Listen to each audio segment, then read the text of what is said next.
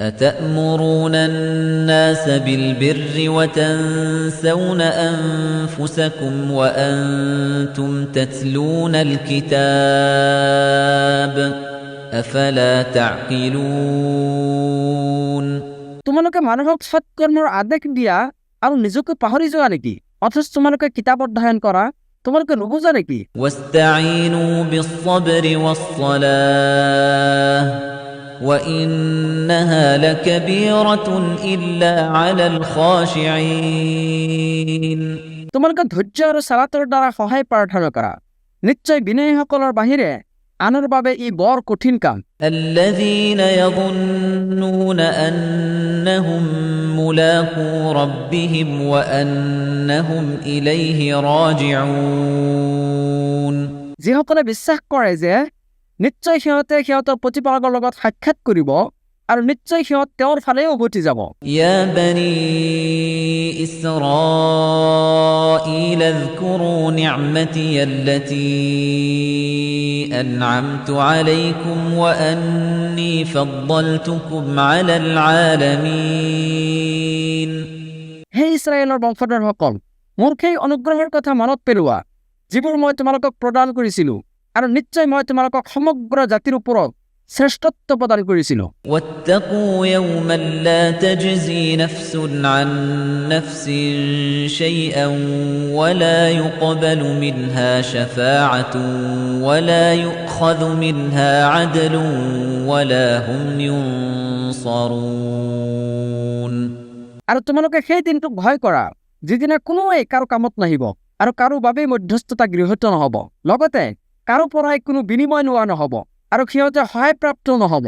وَإِذْ نَجَّيْنَاكُمْ مِنْ آلِ فِرْعَوْنَ يَسُومُونَكُمْ سُوءَ الْعَذَابِ يُذَبِّحُونَ أَبْنَاءَكُمْ وَيَسْتَحْيُونَ نِسَاءَكُمْ আৰু স্মৰণ কৰা যেতিয়া আমি তোমালোকক ফিৰাউনৰ বংশধৰসকলৰ পৰা ৰক্ষা কৰিছিলো, সিহঁতে তোমালোকক নিৰ্মম শাস্তি বিহিছিল, তোমালোকৰ পুত্ৰ সন্তানক হত্যা কৰিছিল আৰু কন্যা সন্তানক জীয়াই ৰাখিছিল।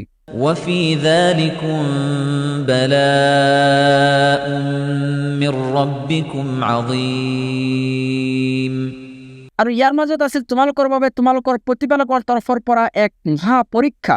وَإِذْ فَرَقْنَا بِكُمُ الْبَحْرَ فَأَنجَيْنَاكُمْ وَأَغْرَقْنَا آلَ فِرْعَوْنَ وَأَنْتُمْ تَنظُرُونَ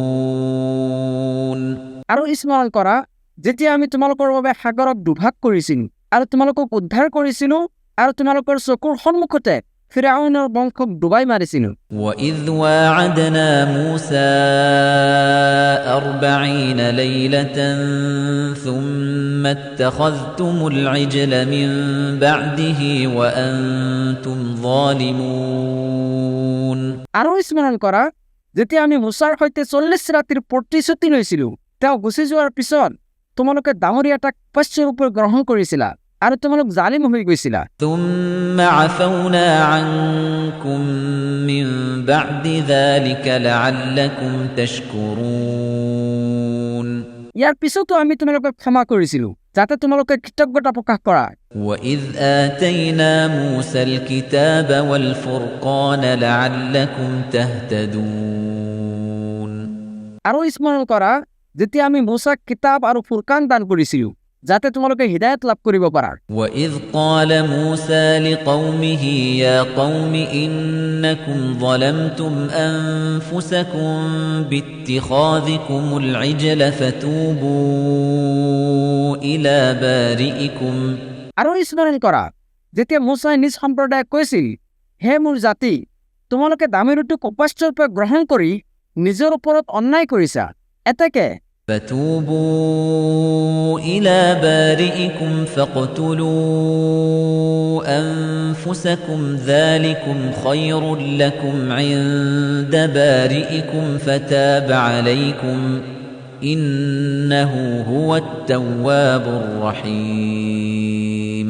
তোমালোকে নিজৰ প্ৰাণ নিজে বিসৰ্জন দি সৃষ্টিকৰ্তাৰ ওচৰত তওবা কৰা, এইটোৱে হৈছে তোমালোকৰ সৃষ্টিকৰ্তাৰ ওচৰত তোমালোকৰ বাবে কল্যাণকৰ। তাৰ পিছত তেওঁ তোমালোকক ক্ষমা কৰিছিল, নিশ্চয় তেওঁ ক্ষমাশীল অতি দয়ালু। وَإِذْ قُلْتُمْ يَا مُوسَى لَن نُّؤْمِنَ لَكَ حَتَّى نَرَى اللَّهَ جَهْرَةً فَأَخَذَتْكُمُ الصَّاعِقَةُ وَأَنتُمْ تَنظُرُونَ। আৰু স্মৰণ কৰা, যেতিয়া তোমালোকে কৈছিলা, হে মুছা, আমি আল্লাহক প্ৰকাশ্যভাৱে নেদেখালৈকে তোমাক বিশ্বাস নকৰোঁ।